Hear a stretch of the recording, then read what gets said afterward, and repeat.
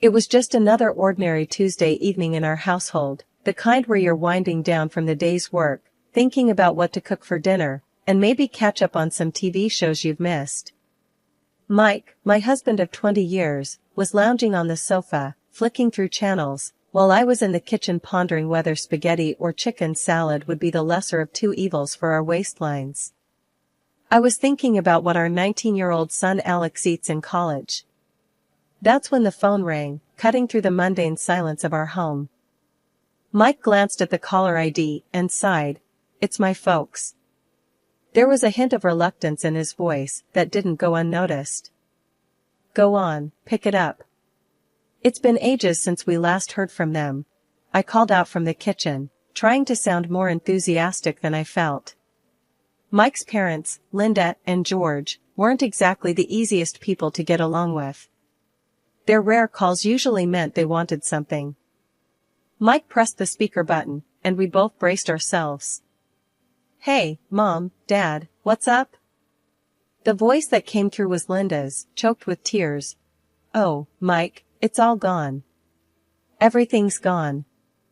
George's gruffer, more panicked tone interjected. "The company, son. It tanked. We've lost the house, the cars, everything." I stopped what I was doing, the gravity of their situation sinking in. Mike and I exchanged worried glances. Despite our strained relationship, hearing them so vulnerable struck a chord. "So, what's the plan now? Where are you guys staying?" Mike asked, his voice tight with concern. "That's just it, son. We have nowhere to go. We were hoping, maybe, we could come stay with you and Kareen for a while." Linda's voice was hopeful, yet hesitant. Mike ran a hand through his hair, a clear sign he was stressed. "Well, you know the house is actually Kareen's, left to her by her grandma. I gotta talk to her about it." I knew what was coming next. As much as Linda and George could be a handful, they were still his parents. Turning them away wasn't an option, not really. I walked into the living room, taking the phone from Mike. "Linda, George, listen, we can figure something out. But it's only temporary, okay? Just until you get back on your feet." "Oh, thank you, dear. You're a lifesaver. We won't be any trouble, promise," Linda gushed, relief evident in her voice. After we hung up, Mike slumped back on the couch, a mix of emotions playing across his face.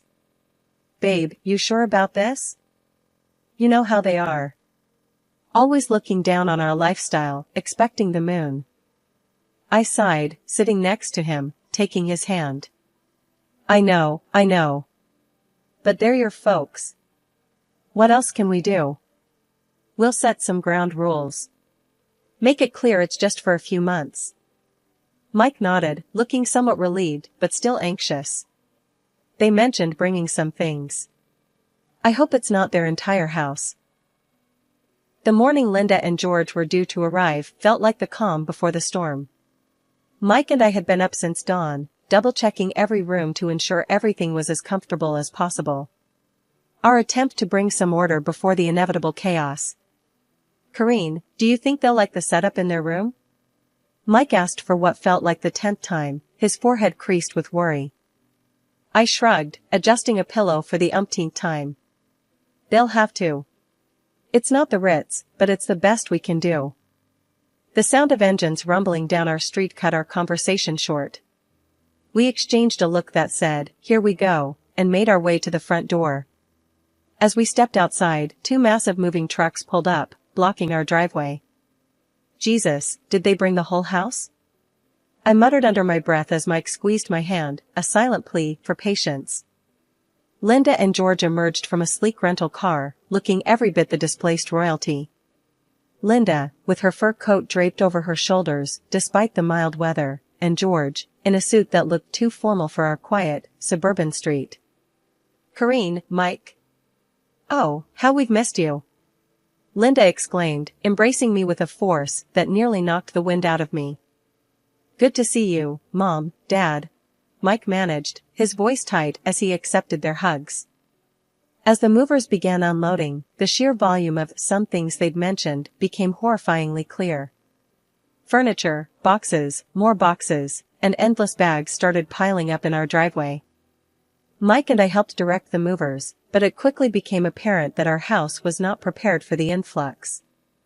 Every room on the ground floor was soon crowded with their belongings, leaving just narrow paths to navigate through. As the movers left, George clapped his hands together, looking pleased. "Well, this feels homier already, doesn't it?" That evening, after a day of moving and rearranging, we sat down for dinner. The air was thick with tension, an uncomfortable blend of gratitude and resentment simmering just below the surface. "So, Corinne, this spaghetti is interesting," Linda remarked, poking at her plate with a fork as if she expected it to bite back. "It's a family recipe," I replied, trying to keep my voice even. "Simple but good." Was all she said, but her expression spoke volumes. Mike, sensing my growing frustration, jumped in. "Mom, Dad, we're really glad we could help out in your time of need. But we need to remember we're all in this together. It's going to be a bit of an adjustment for everyone." The conversation stumbled along, a clumsy dance around the obvious elephants in the room. After dinner, as we were clearing the table, Mike pulled me aside. "Corinne, this is going to be harder than we thought," he whispered, his eyes filled with concern. I sighed, leaning into him. "We knew it wouldn't be easy. But we'll make it work. Somehow." The initial excitement of Linda and George's arrival quickly faded, replaced by the daily grind and growing tensions.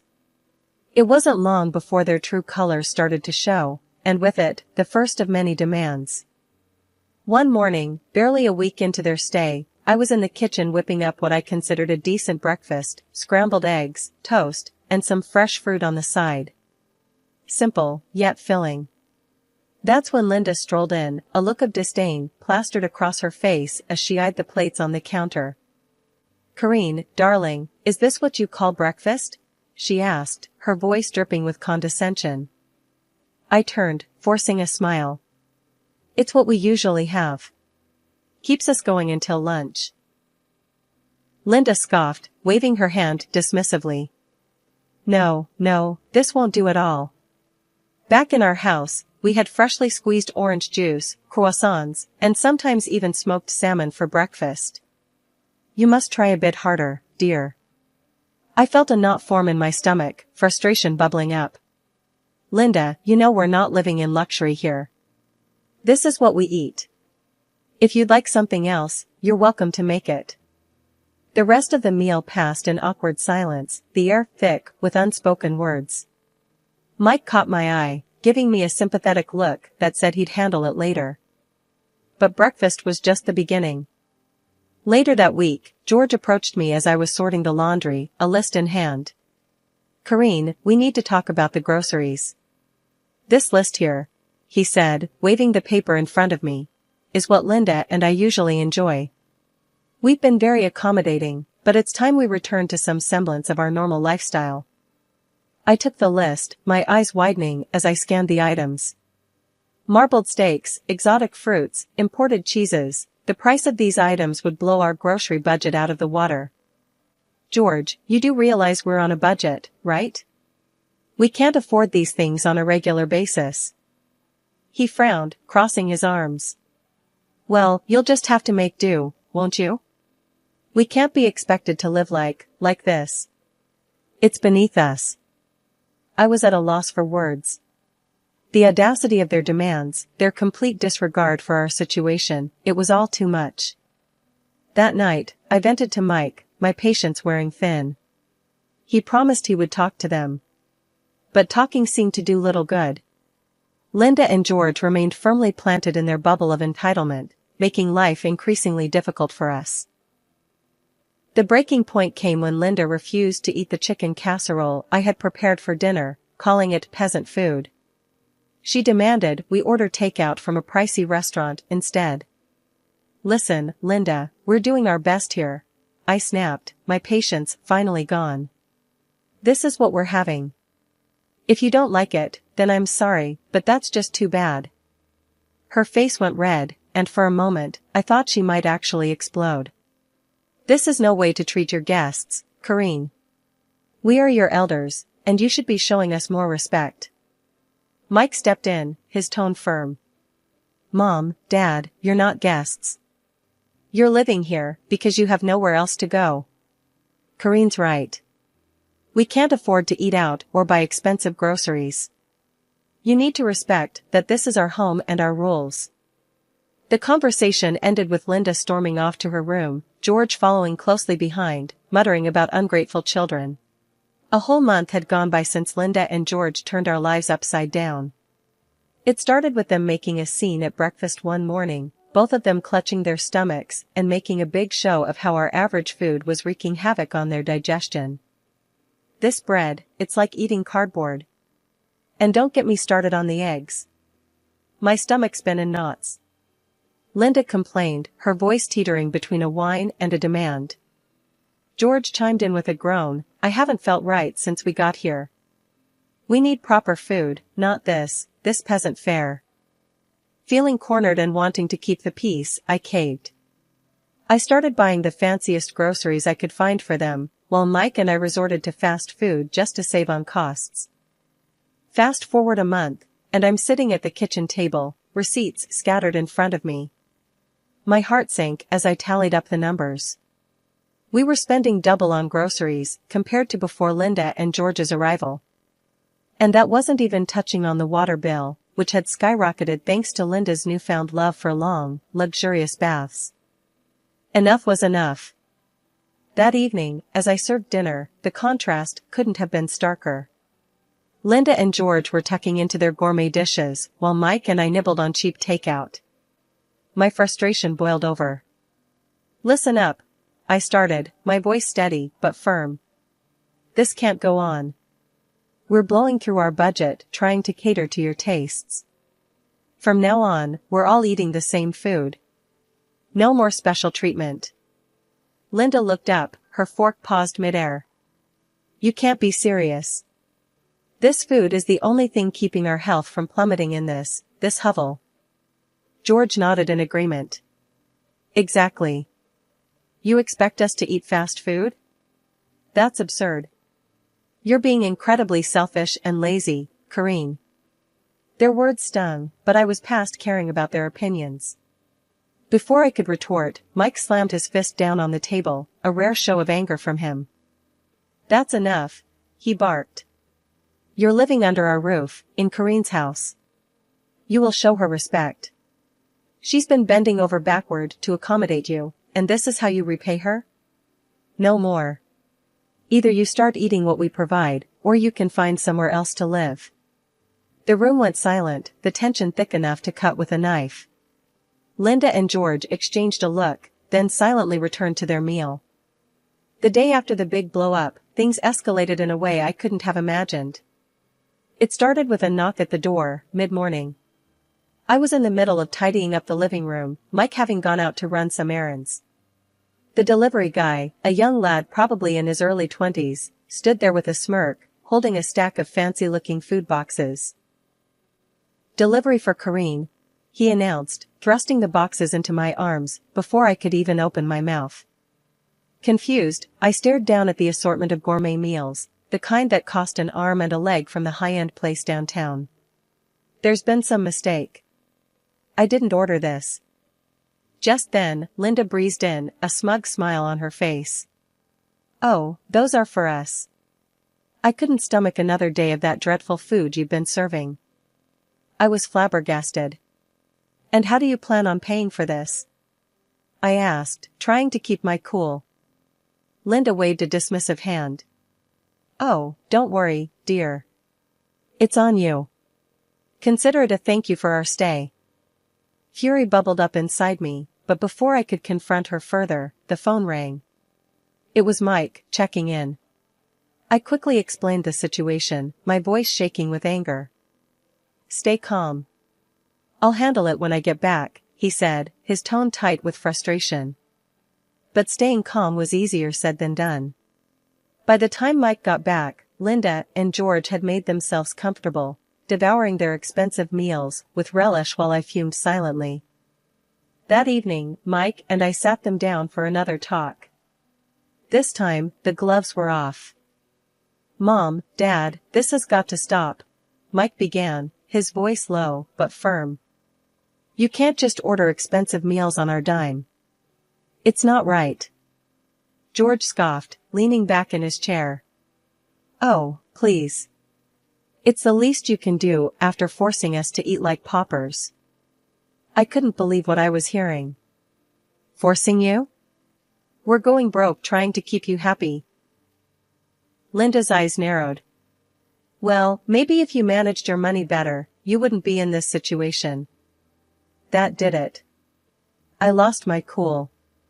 Managed our money better? We were fine before you showed up, turning our lives upside down. Mike stood up, his chair scraping against the floor. "That's it. We've been more than accommodating, but it's clear you have no respect for us or our home. You need to leave." Their reaction was immediate and explosive. Linda started crying, wailing about how ungrateful we were, while George shouted threats about telling everyone how horribly we'd treated them. The argument raged on, voices raised, accusations flying. It was a mess. In the end, Linda and George stormed off to their room, slamming the door behind them. After the debacle with the gourmet food delivery, things went from bad to unbearable. Linda and George's entitlement had reached new heights, and Mike and I were at our wits' end. The final straw came on a chilly Thursday evening. I was in the kitchen, trying to make do with what was left in the pantry for dinner, when Linda sauntered in, her nose wrinkled in disgust at the aroma of the stew I was cooking. "That smells, what is that?" she asked, her tone dripping with disdain. "It's beef stew." "It's what's for dinner," I replied, keeping my focus on the pot to avoid snapping at her. Linda made a show of gagging. "I can't possibly eat that." "You know, it wouldn't kill you to try a little harder, Corinne. This is no way to treat guests." Dinner was a tense affair, with Linda and George barely touching their food while making passive-aggressive comments about the lack of variety. I was seething, but I bit my tongue, determined not to let them get the best of me. After dinner, Mike and I were cleaning up when Linda approached us, a smug look on her face. "I've been thinking," she began, "with the holidays coming up, it would be nice to have a new coat. Something warm and stylish." I stopped in my tracks, staring at her in disbelief. "A new coat? With what money, Linda?" "Oh, I thought you could use the money you've set aside for, what was it?" "Oh, yes, your son's college fund." That was it. The last straw. Without hesitation, I picked up the phone and called the one person I knew could turn the tide, my grandmother. Gran, despite her age and residing in a nursing home, had always been the matriarch of our family, her word law. After I spilled out the whole sorry saga, she huffed in disbelief. "This nonsense has gone on long enough," Gran declared, her voice crackling with resolve over the phone. "I'm coming to stay for a bit. We'll sort this mess out together." True to her word, a couple of days later, Gran arrived, wheelchair and all, ready to reclaim her territory. As she rolled into the living room, commandeering the space with her presence, Linda and George looked on in shock. "I'll be staying on the ground floor," Gran announced, scanning the room filled with Linda and George's belongings. "So, all this," she waved a dismissive hand around, "needs to go upstairs." Linda's face turned a shade of red I didn't know was possible. "You can't just come in and demand." Gran cut her off with a look that could freeze lava. "This house? It's still mine. Corinne and Mike are here because I allow it. And that means I can kick you out whenever I please." The threat hung in the air, heavy and undeniable. Within hours, Linda and George were scrambling to call movers, their complaints and protests drowned out by Gran's unwavering stance. As their furniture and countless boxes were hauled up the stairs, Gran turned to me, a twinkle in her eye. "Now, let's see if they still feel entitled to steak dinners and new coats." Gran's strategic maneuvering had just begun to unfold in our household. The air was charged with anticipation as we gathered in the living room, the scent of freshly brewed tea mingling with the tension. "Now," Gran began, her voice steady, "we need to address the matter of rent." Linda scoffed, crossing her arms. "Rent? Why should we pay rent when Corrine and Mike don't?" Gran smiled, a glint in her eye. "Corrine and Mike live here under my grace. They contribute to the household in many ways. But you two," she paused, her gaze sharpening, "have been living off their generosity without giving much in return. I think a rent of $4,000 a month would be appropriate." George's face went ashen. $4,000? That's outrageous. We're retired, we don't have that kind of money. Gran leaned forward, her expression unyielding. Considering the lavish meals and the luxurious lifestyle you seem accustomed to, I'd say you can afford it. Linda, her voice trembling with indignation, turned to me. Corrine, surely you don't agree with this extortion? Before I could reply, Gran interjected. It's not extortion, Linda. It's about fairness. But I'm willing to negotiate. She paused, a sly smile playing on her lips.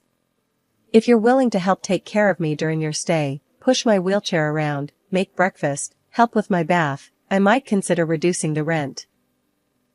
The suggestion hung in the air, heavy and unappealing to Linda and George, who exchanged a look of utter disbelief.